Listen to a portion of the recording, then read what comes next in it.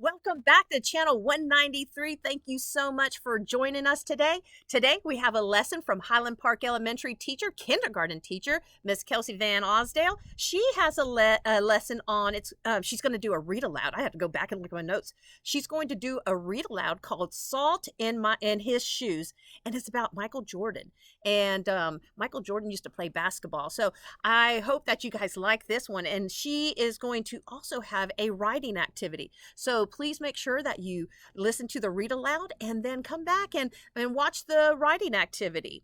Then we have Kim Schubert, who is also a kindergarten teacher. She is going to go ahead and talk about shapes. She has a little segment about shapes. And then she even takes you at the end, she takes you on like a little hunt around the house looking for shapes. So she looks for shapes in her yard. She looks at shapes in the house, different shapes that are all around. So please make sure you stay tuned. We have 3 segments for you. The first one is read aloud, and that is called "Salt in His Shoes." And then the next one, Miss Vanosdale has a writing activity that goes along with the read aloud. And finally, Kim Schubert, she is going to talk about shapes. So go ahead, make sure that you are sharing this information about channel 193. We hope that you come back every day. Have a great day. Good morning, friends. Miss V here. I am going to read you this book called Salt in His Shoes. Okay, it is about Michael Jordan, and it is in pursuit of a dream. Okay, Michael Jordan is a basketball player, and you will learn about his journey to becoming the professional that he is today. Okay, are you ready? Here we go. Salt in His Shoes, Michael Jordan in Pursuit of a Dream, by Dolores Jordan with Rosalind M. Jordan, illustrated by Kadir Nelson.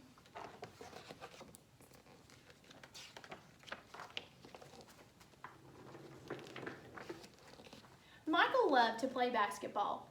Every Saturday, he followed his older brothers Larry and Ronnie to the park, hoping that they would let him play. And if none of the guys who usually played with them showed, then they always would let him. But there was one problem. His name was Mark, and he was the tallest boy on the court. "What's the matter, Mikey? Too short?" Mark flapped his arms in Michael's face. "Over here," shouted Larry. But when Michael threw the ball, Mark's long arms came out of nowhere and knocked the ball away. It flew into the hands of a player on Mark's team. He made the basket and the game was over, just like that. I am really, really sorry, guys. If I were taller, that wouldn't have happened. All the way home, Michael apologized, even though no one was mad at him. His oldest brother, Ronnie, tried to cheer him on. "Look, little brother, you played good today. Don't worry. We'll win the next time." When they got home, Michael went into the kitchen where Mama was cooking dinner. He was still disappointed, and she could tell. "You guys lost again today, huh?" Michael nodded. He sat quietly for a minute, then said, "Mama, how can I grow taller?" Now, Mama knew the answer to a lot of questions, but this was a tough one. She thought for a moment as she sprinkled salt and pepper on the chicken she was making for dinner. Then she smiled, looked at Michael, and said, "Salt." "Salt?" Michael looked at his mama. "Salt in your shoes. We'll put salt in your shoes and say a prayer every night. Before you know it, you'll be taller," she replied.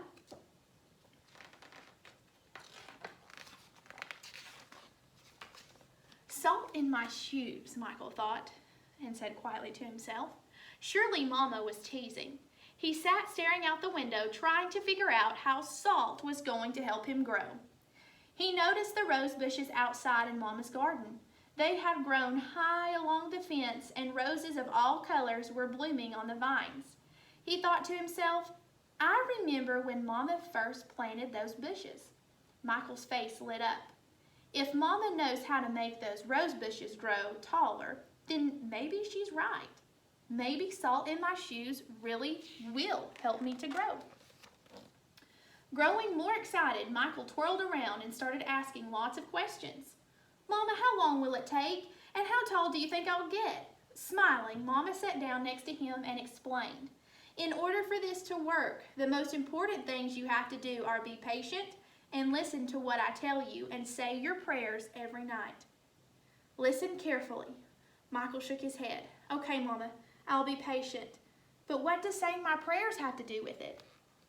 Everything, Mama replied, and she hugged him. Now go wash up and tell your brothers and sisters to get ready for dinner. Michael dashed out of the kitchen, almost knocking over his father, who was walking in. What's he up to now? Asked Daddy. Oh, the usual, laughed Mama. Chasing a dream. Later during dinner, Mama noticed that Michael was barely eating anything. He was already daydreaming about being taller.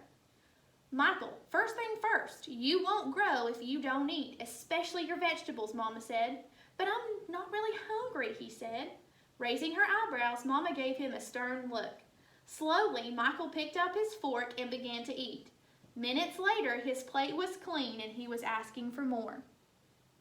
That evening at bedtime, Michael set his favorite game shoes on the floor next to the growth chart hanging on the wall. Then he put on his pajamas, said his prayers, and jumped into bed.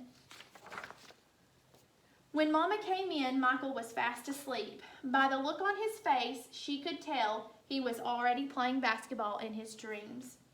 Standing by his bed, Mama sprinkled salt in his shoes. Then she prayed quietly over him as she did all of her children. Dear God, please help Michael do the best he can and to give his best in all that he does. And Lord, could you please make him just a little bit taller tomorrow than he is today? Thank you. Amen. After that night, Michael wore his favorite game shoes everywhere that he went, even to church, and he stopped going to the park with his brothers on Saturdays. Instead, he stayed home and practiced. He wanted to grow a few more inches before he went back to the park. After 2 months of practicing and waiting patiently and praying, Michael stood next to the growth chart on his wall. Nothing. He hadn't grown an inch. He was disappointed, but he did not stop believing. I've just got to give it time, like Mama said, Michael thought to himself. And that's what he did. 2 more months of practicing went by and still nothing. Now Michael was becoming a little sad. Not only had he not grown 1 inch, but he also missed playing basketball with Larry and Ronnie. About the only thing he didn't miss was being picked on by Mark. When the next Saturday came, his brothers tried to get Michael to go with them to the park, but he wouldn't budge. Mama had begun to worry. When she saw Michael sitting alone on the steps, she said to Daddy, "Maybe you should go out and talk to him." So Daddy went out and sat with Michael. "What's wrong, son? You haven't gone to the park with your brothers for a while now. Are you okay?" Michael didn't say anything at first. Then he looked at Daddy and said, "I thought I would at least be a few more inches taller by now. I did everything Mama told me to do, but nothing's happened." "Michael, why do you want to be taller?" Daddy asked. "If I were taller, I'd be a great player, and I could help our team win," Michael answered. "But you are a great player, son, and you already have everything it takes to be a winner right in here." Daddy tapped Michael's on the chest. "Being taller may help you play a little better, but not as much as practice, determination, and giving your best will. Those are the things that make you a real winner." Michael thought about what Daddy said for a minute. Then, suddenly, he jumped up and took off. "Where are you going?" Daddy yelled after him. "I've got a game today and I'm late," Michael yelled back. When Michael reached the park, the game had started. He sat on the bench hoping he would get a chance to play, and he did. The game was almost over and the score was tied when John, one of the guys on Michael's team, fell and hurt himself. Here was Michael's chance. Michael joined his team in the huddle as they gathered on the sideline for a timeout. "Okay, the game is tied. All we need is 1 point. Who wants to take the shot?" Ronnie asked. He looked in Michael's direction. Feeling more confident than ever, Michael said, "I'll do it." When the whistle blew and the game began again, Mark began to pick on Michael as usual. "Still trying to play with the big boys, huh?" Mark taunted. But Michael paid him no attention. Taller or not, he had been practicing, and today he was determined to win. Larry threw the ball inbounds to Michael. Michael caught it, bounced it for a moment, and then took off running. As he approached Mark, Michael shifted to his right.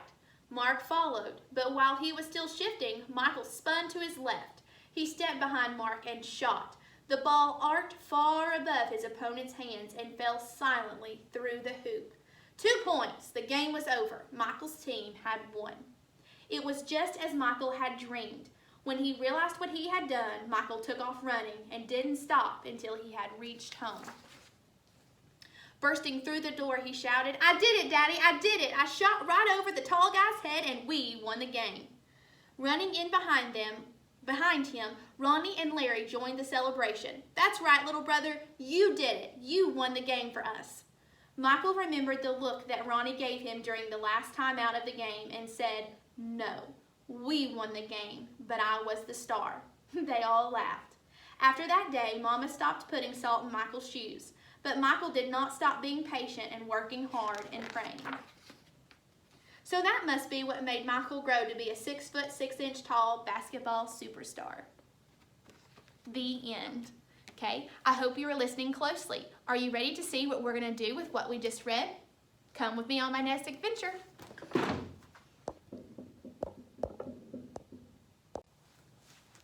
Hi friends, Miss V again. Okay, we just got finished reading Salt in His Shoes, a story about Michael Jordan. Okay, now we are going to use the 5-finger strategy to summarize what we just read. Okay, somebody, wanted, but, so, then. Okay, so the somebody in the story is who? Perfect, yes, Michael. Wanted, what was it that Michael wanted? Absolutely, it was to be taller and a better basketball player. Okay, but what? What was happening that was stopping Michael from getting what he wanted? But he didn't grow. Yes, great thinking. So what did he do in the meantime? He did lots of practice, absolutely. Then what happened to make this all better? Yes, that is correct. Then he was able to go play with confidence, even though he wasn't taller, and he won the game. Great thinking. You are paying close attention, okay? Before we move on, I want to talk about some vocabulary words, okay? This word, it says confident. Confident means being sure about someone or something. Now, let's think about Michael. Was Michael very confident in the beginning of the story? No, Michael was not. Michael wanted to be taller because he felt like he wasn't a good enough basketball player, okay? That's not very confident, okay? But by the end, Michael was very confident, okay? He left his front porch after talking with his daddy, and he went to that game, and he played, and he won the game for them, okay? He became confident, okay? Our next word is taunt, okay? Taunting means to make fun of, okay? Is it ever okay to taunt another person? Absolutely not. Who was the character in the story that was taunting Michael? That's right, it was Mark. Mark was a basketball player on another team, and he gave Michael a really hard time. He taunted him while they were playing because Mark was bigger, okay? He was taller.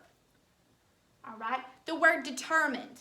Determined means to never stop or quit, okay? When you think of determined, which character in the story displayed determination? Which one was determined? You're right. Michael was determined. He practiced every day. He said his prayers, and he put the salt in his shoes like his mom told him to. He was determined to be taller and be a better basketball player. Okay, the word patient, calm, willing to wait happily. His mother and his father told Michael he had to be patient, okay?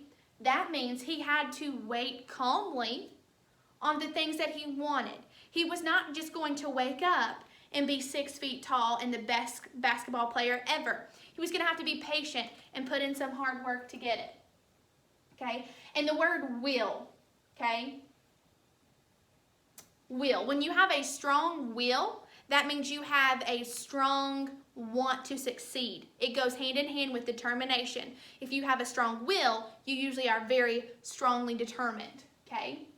This says I can use vocabulary words to tell about the text. So, on whatever you have at home, I want you to draw 2 boxes, okay? 2 boxes. I would like to use the word determined, okay? So above this box right here, I'm going to write the word determined. D-E-R-M-I-N-D. Determined. Okay? Determined. Now, who can tell me who was determined in the story?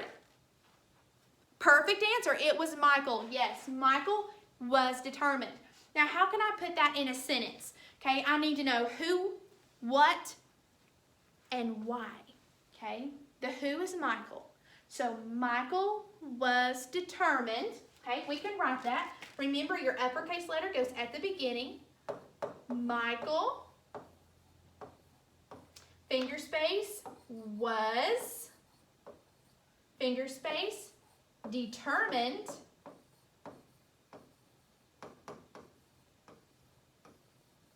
to. Michael was determined to, help me out, what was he determined to do? Grow taller. Good job. Okay, G-R-O, taller. And what goes at the end of that sentence? Period. You got it. Okay, so the word was determined that we were focusing on. And we said together that Michael was determined to grow taller. Okay, great job. If you would like to draw a picture of Michael and him wanting to grow taller, maybe something he put in his shoes, okay, you can do that here. Over here in this other square, let's think of another vocabulary word that we just learned. How about, great choice. We're going to use taunt as the second vocabulary word, okay? Now, can you think of a time in the story when Michael was taunted? Yes, he was taunted by Mark. So let's put that in a sentence. Michael was taunted by Mark. I like that one. Okay, Michael, don't forget your uppercase letter at the beginning. Finger space, was, finger space, taunted by Mark. Now we are going to capitalize the M in Mark because names get an uppercase. In this box, if you would like, you can draw the picture of Mark taunting Michael on the basketball court. Okay? Now, here is a character chart. Let's talk about the characters from the story. Can you tell me what characters are? Yes, they are the people. Okay? So we know Michael is the main character. Most of the story is about Michael. So I'm going to write Michael's name in the middle. Okay? What are some other characters that you remember? Mom, good. Mom. Dad, yes, you're right. Dad. Mark, yes, we just talked about Mark. Let's write Mark in another one. Mark. Okay, he had brothers. Let's see, what were his brothers' names? Anybody remember? Okay, no, that's okay. We can just write brothers, okay? Brothers, his brothers. Okay, was there anyone else in the story that helped with this? Helped convince Michael? Okay, his teammates, yes, he sure did. He had teammates. Okay, very nice job. You thought of lots of characters. Now, we know a main character is who the story is mostly about, and then the other characters kind of support or help the main character, which was the case in this story as well. Okay, now, this writing prompt says, how did Michael's family help him reach his goal? Okay, how did Michael's family help him reach his goal? Let's think about that, okay? Let's think about his mom. Let's talk about what his mom did first, okay? So Michael's mom would be a great way to start the sentence. So let's write that. Michael's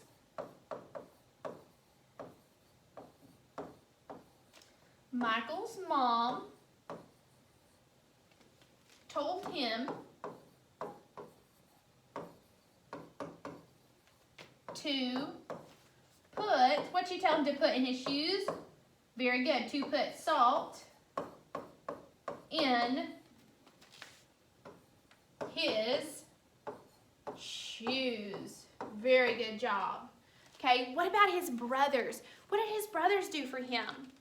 Yes, they encouraged him. So we could say his brothers encouraged him.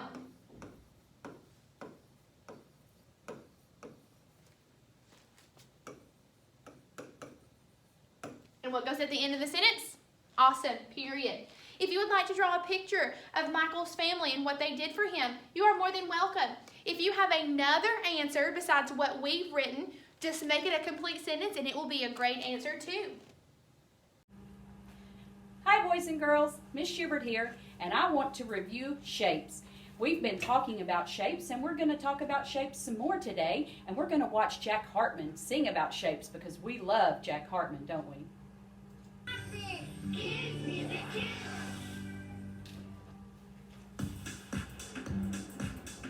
Let's play the name the shape game. Circle, It's fun. Name the shape. hexagon, Come on, everyone. I'll show a shape. That's 2D. And you name the shape right before me. circle. Circle. Come on, shout it out. Square, Square. triangle, Triangle. oval, Oval. rectangle, Rectangle. rhombus. Rhombus. You might call it a diamond, but rhombus is its real name. Hexagon, Hexagon. circle, Circle. Name the shape. oval, It's fun. Name the shape. rhombus, Game play everyone. square, Square. oval, Oval. circle, Circle. rectangle, Rectangle. hexagon, Hexagon. triangle, Triangle. rhombus, Rhombus. square, Square. Name the shape. rectangle, It's fun. Name the shape. triangle, Game play everyone. Now you'll see the shapes in all different places. triangle, Triangle. rectangle, Rectangle. square, Square. rhombus, Rhombus. circle, Circle. honeycomb, bee, hexagon, right, oval, eggs, triangle, Triangle. Now you say the name of the shape all by yourself. you ready? You're right, it's a hexagon. Yes, circle. You're doing good, boys and girls. Triangles, keep it up. Yes, rectangle. You got it, it's a square. It is a football, it's an oval. Rhombus.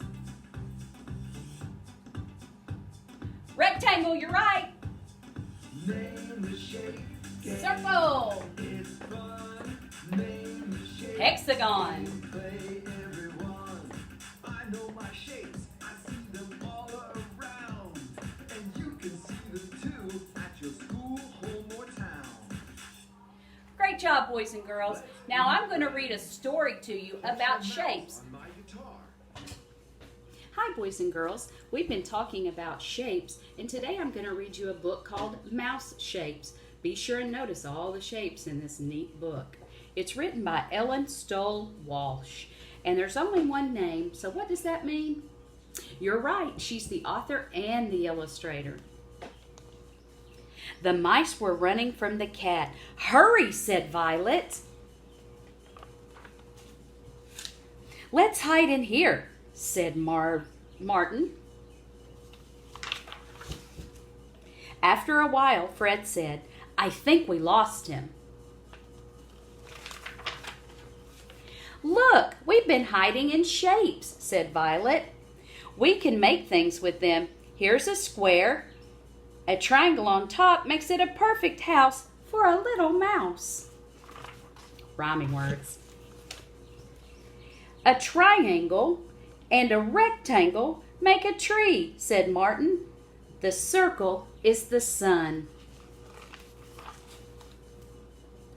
"But these triangles are different," said Fred. "Triangles are tricky," said Violet. "But any shape with 3 sides is a triangle." Fred put 2 circles on a rectangle. "It's a wagon for the little mouse in the house," he said. "2 diamonds make a book for the little mouse to read," said Violet. "Here's 1 oval, 2 circles, and 8 triangles," said Martin. "It's a fish." "Watch out! The cat likes fish," said Violet. "Hey, let's make the cat," said Fred. Violet put on the eyes and nose. Fred stuck on the ears. And Martin added the teeth. "It looks just like the real cat," he said, "only better."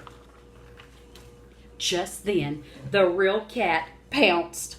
The mice ran away and didn't come back until the cat was gone. "That cat's too sneaky," said Violet. "If only we were bigger." "I have an idea," said Fred. The clever mice got to work. Soon they made 3 big, scary mice and surprised the cat.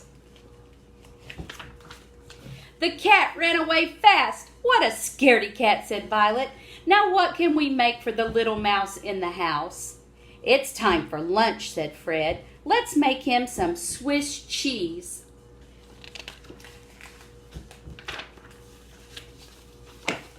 So they did.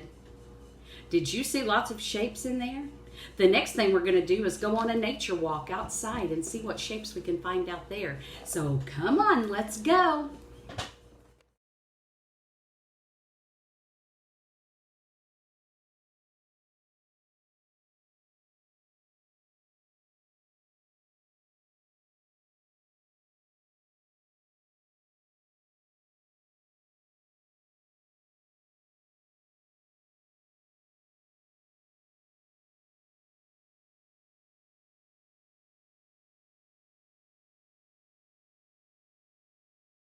Okay, boys and girls, let's go out in nature and see what shapes we can find.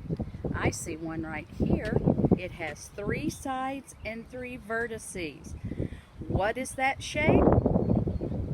You're right, it's a triangle. Let's see what other rocks we can find in here. Oh, I see one. Let's check this one out. How many sides?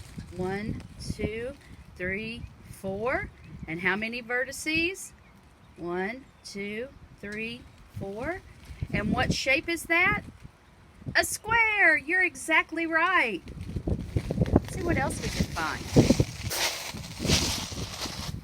Oh, let's go right here to the bird bath. What shape's in my bird bath? It's a circle. Do circles have sides? No, you're right. Is a circle round? Yes, so it doesn't have corners, does it? Or vertices. Circle. Let's see what else we can find. Let's find a, oh, here's one.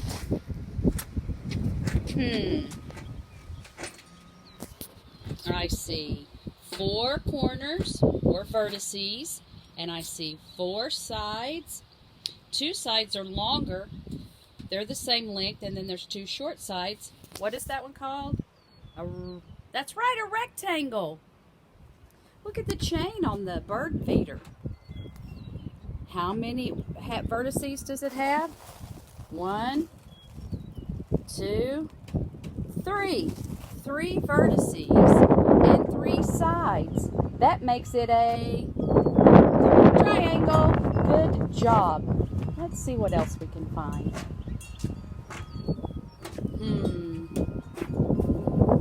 What shape is the gnome's hat? Yes, it's a triangle. And how many sides does it have?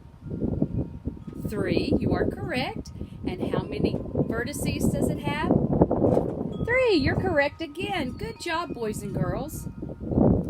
And one more that I see right here on my walk.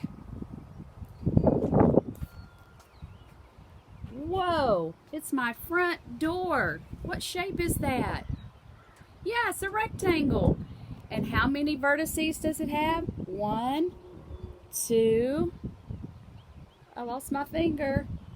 3, 4. 4 vertices. And how many sides? 1, 2, 3, 4 sides. So 4 vertices and 4 sides with 2 long sides and 2 short sides. What is that called? Yes, boys and girls, it's a rectangle. Great job identifying the shapes in nature.